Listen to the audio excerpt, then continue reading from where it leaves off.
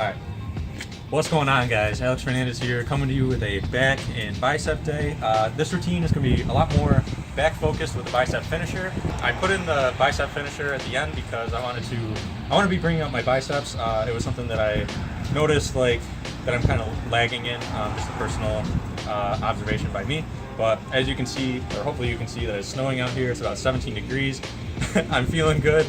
Let's just get into this workout. So without any further ado, the first thing we did today was front pull downs, wide grip. Now you'll notice after I think it's after the first set that I started using wrist straps, or the grip straps.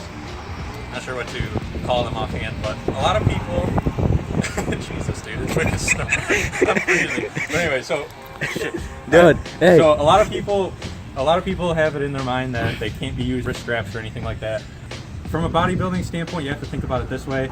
The back is a much more dominant muscle group, so you don't want to be limiting it to a smaller muscle group like the forearm. Instead, attack the back with as much ferocity as you can, using as heavy a weight as you can without limiting yourself, like I said, to a smaller muscle group like the forearms. Big thing on here is to have a flat back and bring the bar to your upper chest. Try not to strain your neck trying to bring your chin above the bar, just more so bringing it to probably your clavicle, which is your collarbone, and your upper chest, and should be good. So the second thing we did today were T-bar rows. Now the biggest thing here, as well as the next exercise after this, keep your elbows as tight as possible. The tighter your elbows are to your body, the more lat engagement that you get. I see a lot of people kind of rowing the bar like this with their arms flared out. And what this does is it hits more of the rear delt and the trap versus the lat and the back as a whole. So once again, keep your elbows as tight as possible and you'll get the most out of this exercise.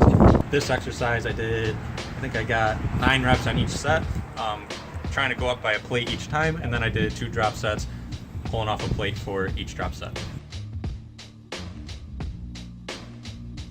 Now the next one, they're called landmine rows. This is a single arm rowing exercise. I like these as a substitute to the dumbbell row because it's just a better variation. I feel like I get more out of it. For hand placement, put the middle of your thumb at the end of the bar. So if you have your thumb extended like this, at the end of the bar, at the fat part, and then grip around and then put your thumb right underneath. If you have trouble gripping the bar because it's so fat, use the wrist wraps that will be linked in the description below.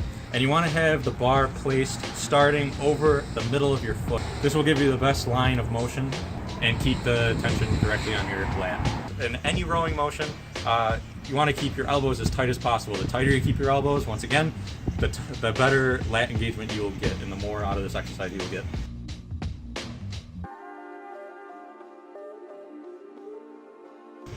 So for the fourth exercise, what did I do? Fuck. Oh yeah, the fourth exercise, I'm not sure exactly what to call these. I forgot the name offhand, but the main thing that you want to be focused on is your arm extension. So instead of having it locked out like this or bent at a 90-degree angle like this, you want to have 45 to